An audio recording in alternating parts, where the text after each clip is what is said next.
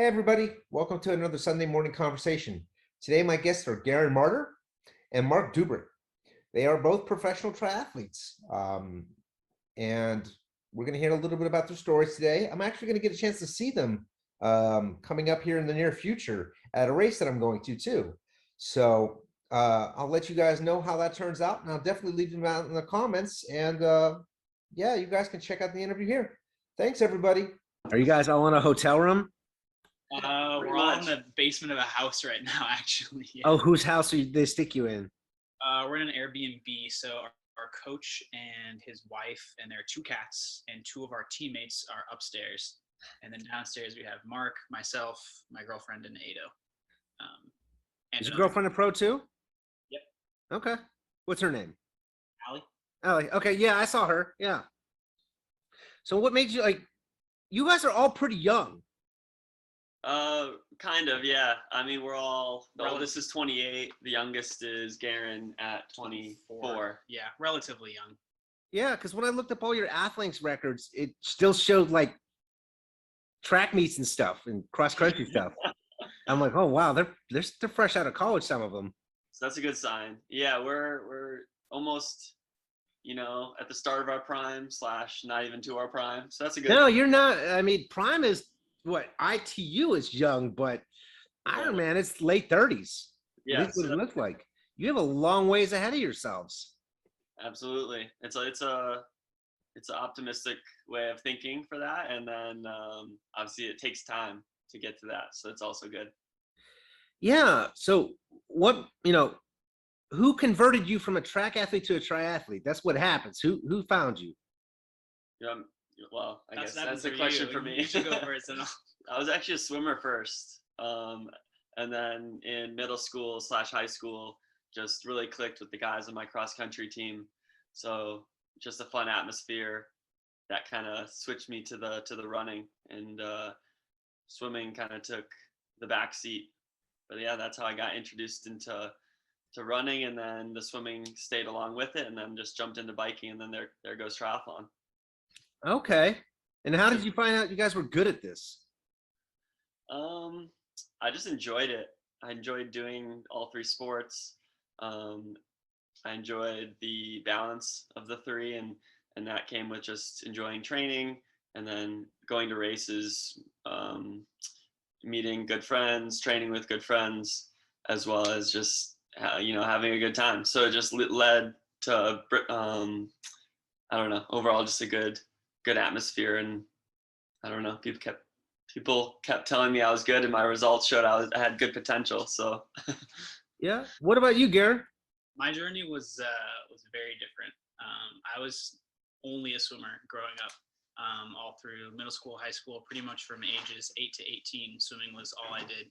I did my first triathlon when I was 13, so that was kind of a secondary thing. In my mind, in my athletic world, I saw it more as a hobby than an actual sport that I took seriously up until 18, 19 or so. Decided against swimming in college. I was just so burnt out from staring at a black line and having each race compared to every other race that I would do, when all the pools are the same length and you don't have variables like wind or temperature or anything that really affects swim times in the same way that affects triathlon. Kind of got me mentally not ready to keep doing that seriously. So started taking triathlon a bit more seriously. Actually raced for the University of Oregon cycling team primarily, and then a bit triathlon as well. Oh, sorry. Bless you. And that made me get a bit more interested in triathlon, and then post collegiately, here I am doing it full time.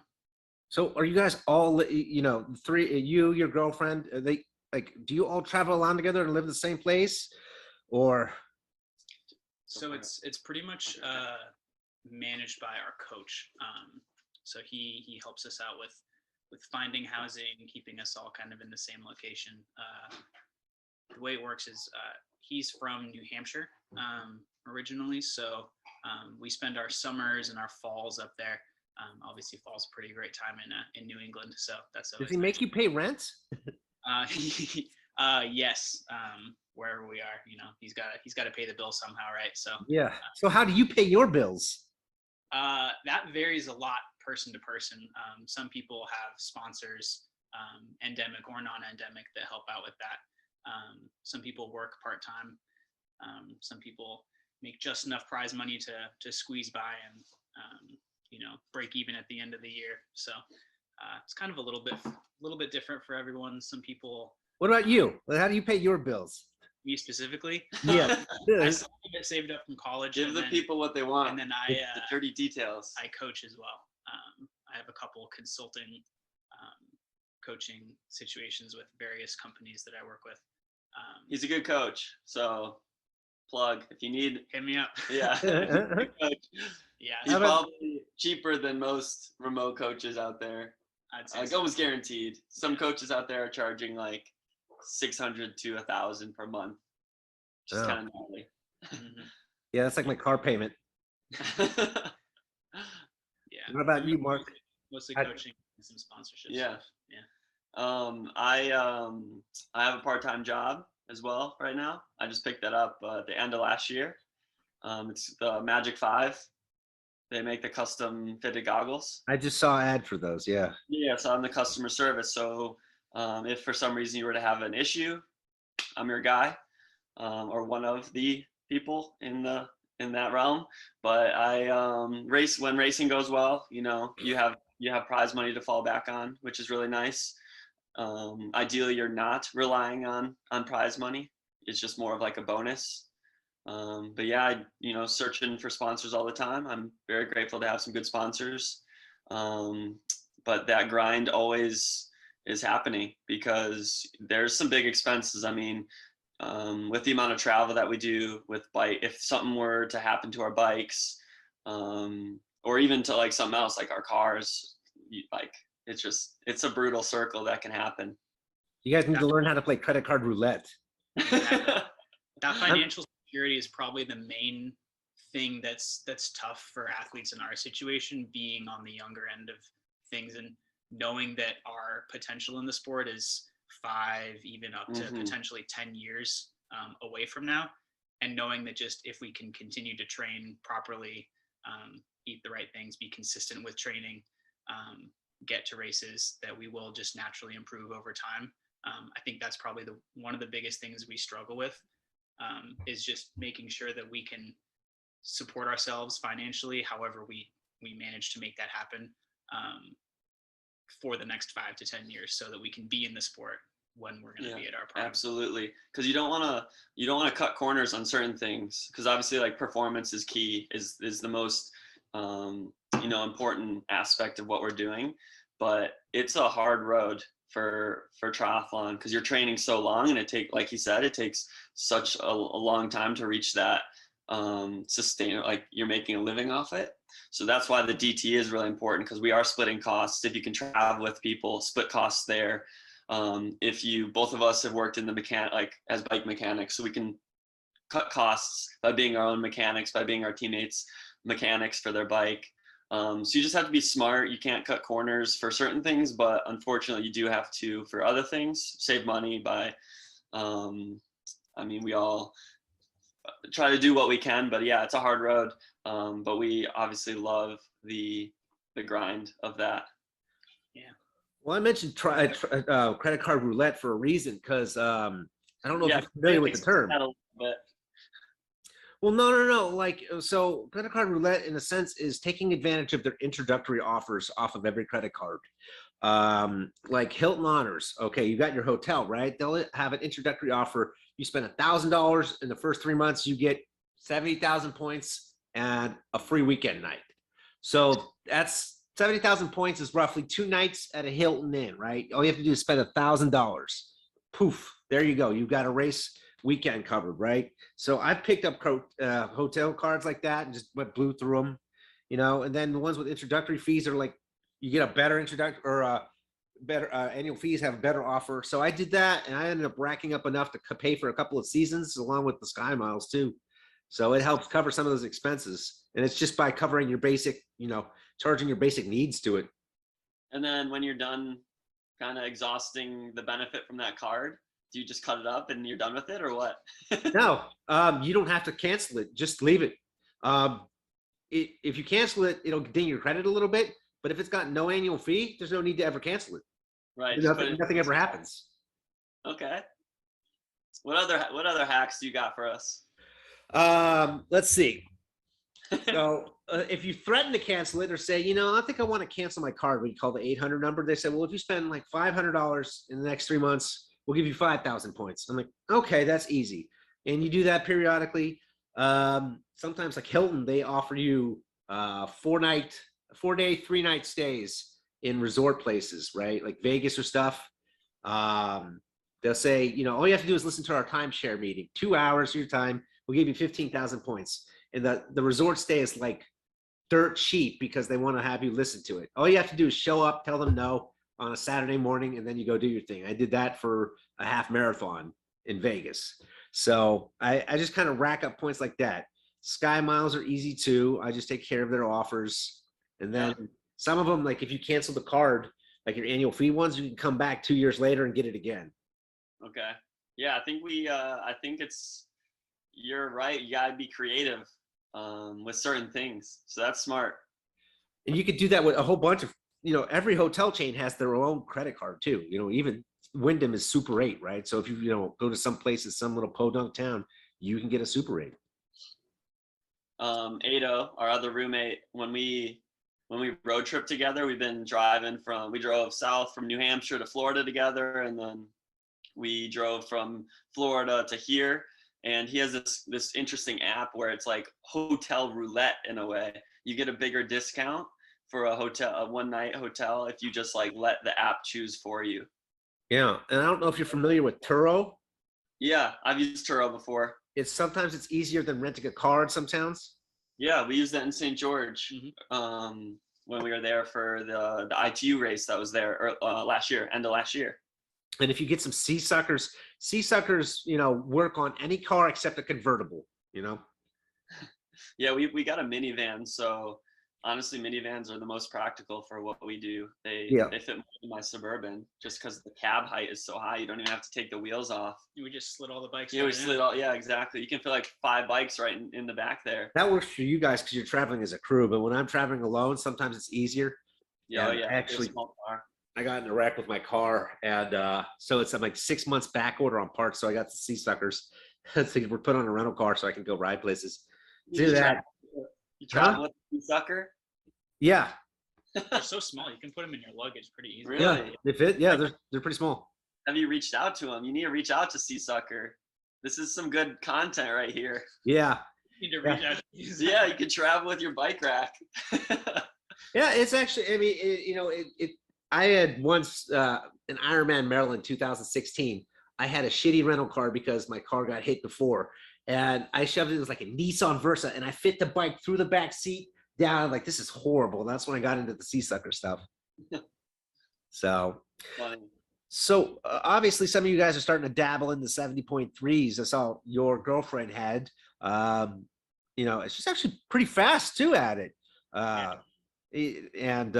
So what's the future with the 70.3s? I see you're stepping up because you're not really in the ITU game. That's a question for you, I guess. So I'm not doing 70.3s anytime soon. Okay. My physiology suits more of a draft legal format. So I'll be focusing mostly on the draft legal ITU circuit for now, and then moving also into off-road triathlon over the next. I saw you had an Xterra. Exactly. Yeah. So those kind of fit my skill set as an athlete, both in terms of they're very contrasting. Yeah. Well, yes and no. Like the off-road triathlon, especially with the mountain biking, there's a lot of variability in the power profile for those events. So you need to be able to, have good repeated sprintability, right. Good handling, yeah. Those kind of things. It's not just sit and spin for 2 hours like you would in a 70.3. So I wish 2 hours. I wish like 2.5. Kind of spin. It's still brutal, but yeah. And that's different pain. Yeah. So that long grinding type of effort isn't really my strength right now. So as I build more into that, I'll probably start getting more into 70.3s as I turn 30. There's not a lot of draft legal races in the U.S. No, gotta travel internationally. Well, so Yeah, they're only allowed to host 3 per country. In a standard year, there's 3 per country at the Continental Cup level, which is the lower level stuff. So in an ideal year, there would be 3 in the U.S. and 3 in Canada. So that's 6 races. Add, the U.S. Xterra circuit on top of that, I could be looking at 10 to 12 races potentially throughout a season between those two. So you could fill out a calendar pretty well with that combination. But obviously, if you're only focusing on draft legal, you're going to have to fly to South America or Europe at some point in the season just to do more than 5 or 6 races. The other thing right now is Canada is still pretty locked down COVID-wise, so they don't have any draft legal races at the Continental Cup level for this year. So yeah, still calendar's a little limited. Yeah, still a little limited on the North American races for short course triathlon. Well, Ironman isn't much better. I heard there's only 4 full IAMs on the North American, or at least the U.S. schedule. So they've really condensed theirs to what they have for a pro circuit. Right, and they slowly add. Like, we don't know the full year of pro schedule, right? That's true, especially for Ironman. Sometimes they'll add a race like 3 or 4 weeks before. They've done that a couple times. Yeah. So there's potential for that to grow, but generally speaking, it is certainly a bit limited. Yeah. Okay. So what about you? I saw you did Challenge Miami. I did that. Obviously, the middle distance is different than the pro distance, and I did that last year for the first year. What'd you think of it? Oh, that was an absolute blast. How'd you like going around in circles? Because I didn't do that. I knew it wasn't a course built for me, and I'm still relatively new to the TT bike, and that course is all about like power to aerodynamics. If you watch like Sam Long's video, I think before, he talks about how it's it's not that power to weight ratio when you're climbing. It's things that I have yet to work on really that well. I need to get more aero, and I can't push quite as many watts as they can for that long, at least not yet. But yeah, Clash Miami was a blast. Or Clash Daytona is the one I did. Oh, I thought it said Miami on your thing. No, I did Daytona. Sorry, that was at the end of the year in December. Okay. But it was awesome. I mean, I was racing Christian Blumenfeld and a lot of the other top non-draft people, Ben Canute. There were so many good names in there, and so it was really fun to duke it out there. I had a good swim. I let out with Ben, and then just hit the bike and just wasn't at all what I wanted. But that was only my 3rd non-draft, so I'm really excited for the non-draft scene when I get the chance for that in the future. What do you feel about the weird distance, the Daytona and the Miami distance? How do you feel about that rather than a standard distance? I think it's roughly the same feeling, at least. It's I don't even know how much shorter. Was it 50-mile bikes, 6 miles shorter, and then it's a lot of laps. It's a 2.5-mile track. It's a 20 lap. Yeah. Oh yeah, it has its own challenges for sure on that course. Do you get bored? That's what makes it so unique, and you just get such a good atmosphere there. Clash or Challenge organization, they do such a good job with the filming, with everything surrounding the race, and I just really enjoyed being there, and I held out as long as I could to get the spot. They were full for a while, and the last day to sign up for what was the half Ironman in California? That was the same. Oh no, Indian Wells. Indian Wells. I was gonna do Indian Wells, but I held out as long as I could to do Clash Daytona because I knew it was just gonna be such a fun experience, and they really treat you well. That's what I've heard. All the pro athletes, I was truly like taken back with how well they treat even like rookie triathletes like me. So yeah, I'm definitely going back to those. This year, I only really have one on the schedule, and that's the 70.3 World Champs. Besides that, though, I'll just be doing short course, the draft legal racing, just fully. What are you doing to prepare for your girlfriend's probably going to that too, right? Yep. So what are you guys doing to prepare for that? Right now, I really haven't even thought about it. Besides, I'm getting a bike fit, my first bike fit on my TT bike next Wednesday. What are you riding? I ride a 2014 Trek Speed. What are they called? Trek Concept. Yeah, Speed Concept. Okay. Yeah, I got it from a good friend of mine for a good price. So, but it's fast, it's fun, and I think it actually fits me, or it will fit me with this fit. So that's pretty much it for thinking about long course for now, because that's not till the end of October. So I'm mentally all in for short course. I'm heading to Girona, Spain for the summer in Oh, May. wow. Yep. And it's honestly actually cheaper, which is great because I'm not buying the big tickets flights from here to there. Yeah. Transatlantic flights are really expensive. Right. So I'm pretty hyped to do it a little bit cheaper and live in just like one of the best places to train. Can you speak any foreign languages, or are you going to hope to get by with English? I in middle school and high school I was in Spanish, but I am by no means fluent. Yeah. Need to do a better job getting into that. I want to learn. That's been a life goal of mine, is to be fluent in Spanish. Okay. To learn, you have to immerse yourself in, Yeah. in the culture in those communities. Right. Yeah. So Dos we have- cervezas, por favor. yeah, yeah. That's all you need to know, right? Yeah. The two friends I'm going with, we've decided there's going to be a rule in the house that certain days you can't speak English. You have to speak Spanish, or else you can't speak to each other. It's gonna be a very quiet house for the first couple of weeks. Because we all want to learn. We're all on that same page. Like to fully learn, you have to immerse yourself, and you can't have the option of speaking English.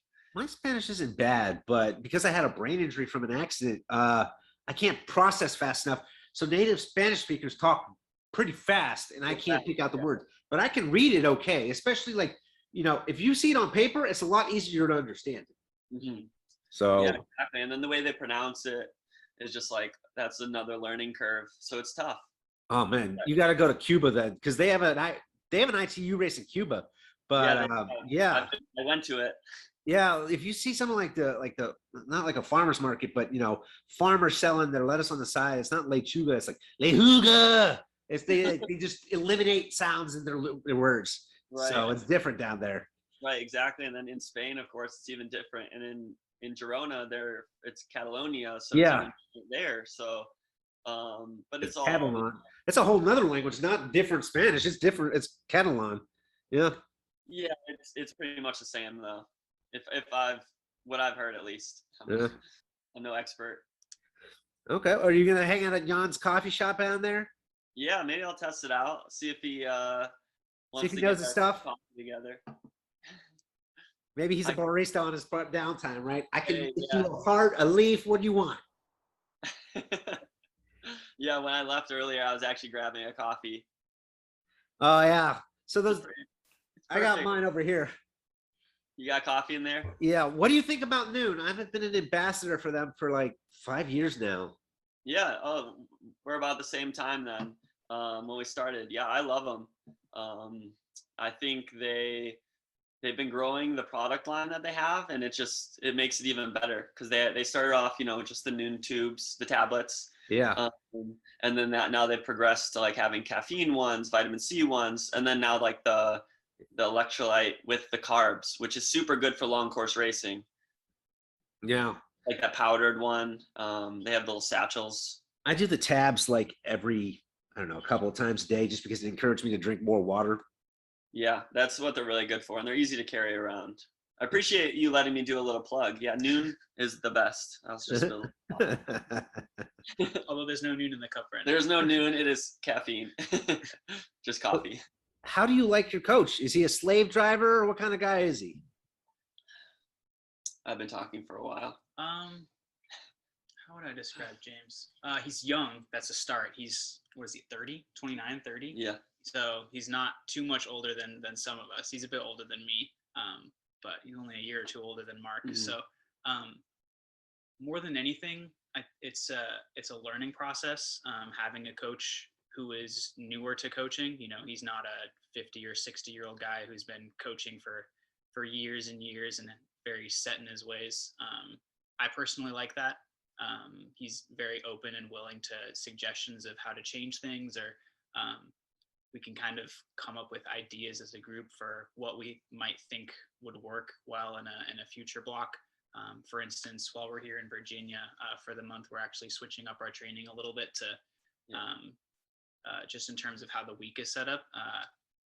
Normally we'll have our one of our hard bike rides on Thursday afternoons. And while we're here, there's a good hard group ride that pretty much turns into a race every week on Tuesday evenings. So we kind of switched up our training weekly schedule while we're here to be able to fit into that better.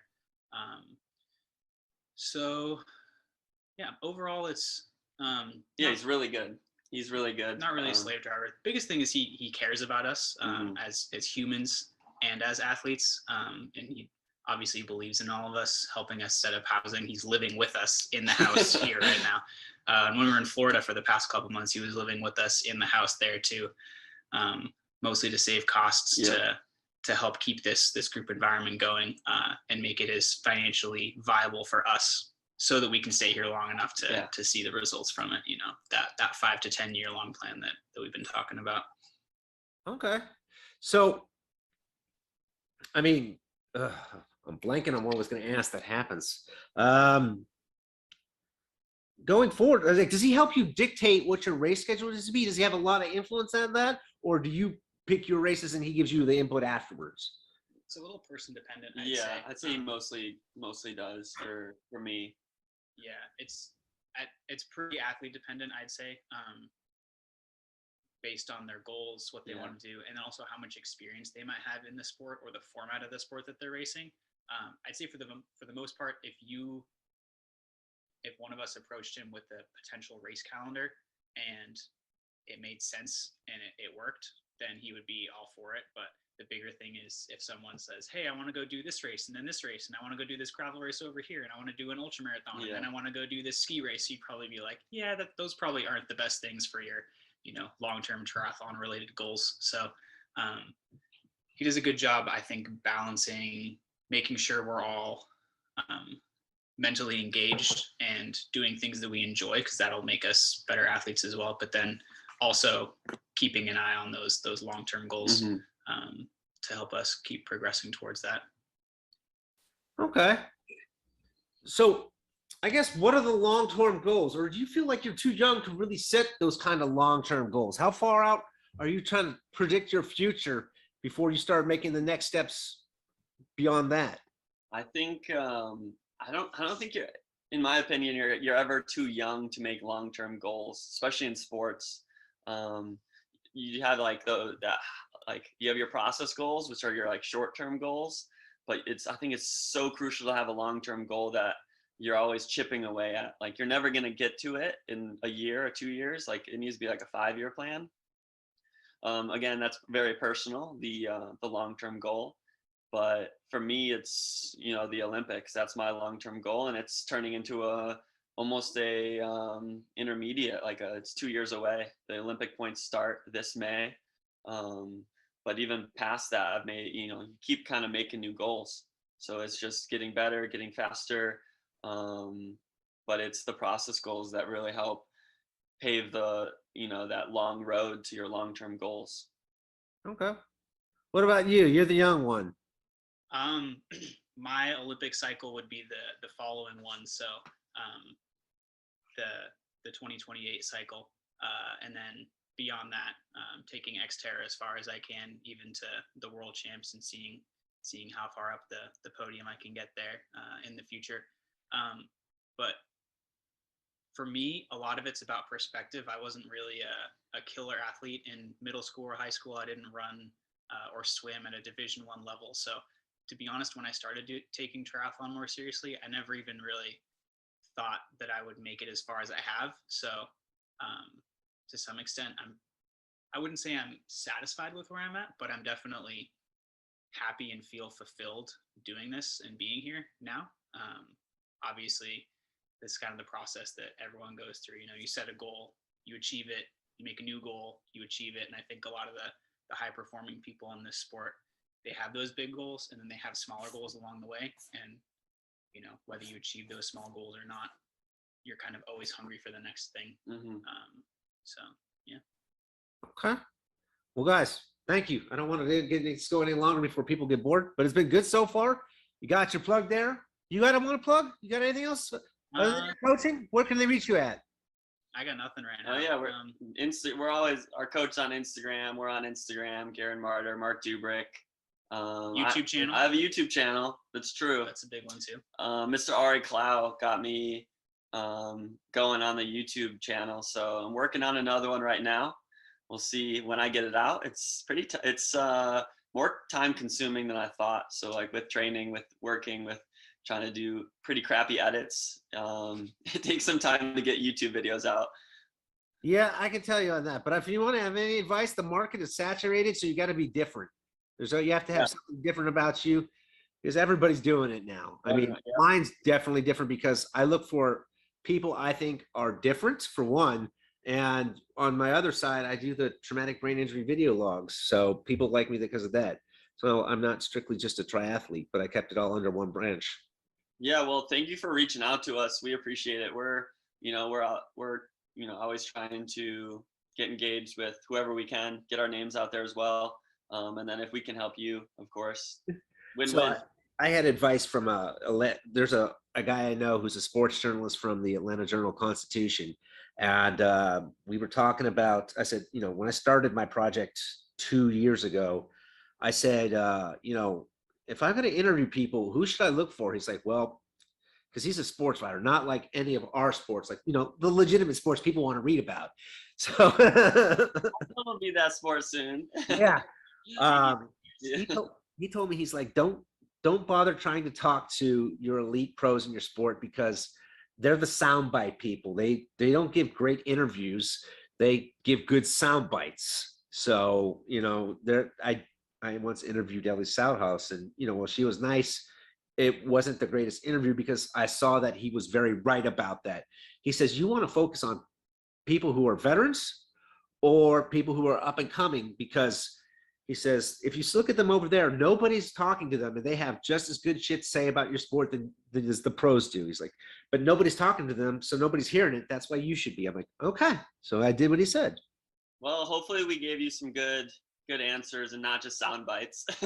Well, the thing is, you're different because you're up and coming and you're still in between the ITU and the long course. So you're still figuring it out. And I actually haven't talked to that many ITU people because I just don't know it. I never was into the short course racing.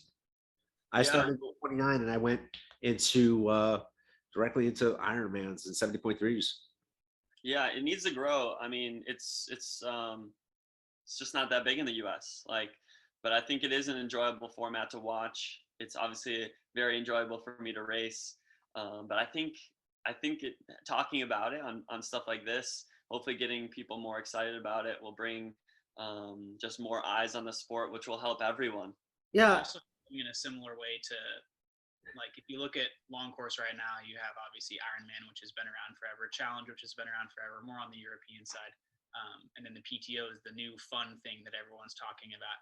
ITU has that too, with, you have your standard world triathlon races, as they're now called, and then obviously the Olympics, but even Super League is becoming more and more of a thing. They're kind of filling that PTO role on the draft legal side. You even have the arena games, which is a whole nother interesting thing, and that's a whole can of worms in itself, e-racing coming to triathlon. But yeah. Yep. Well, thanks, guys. I appreciate it. Good luck with your training and have fun with your ride later. Hey, Thanks. Thank you very much. If you're ever in Atlanta, just say hi. Or if you race Chattanooga, drop me a message, because I usually come up and watch if I'm not racing it. Perfect. Yeah, it was great to meet you. Take it easy, guys. Yeah.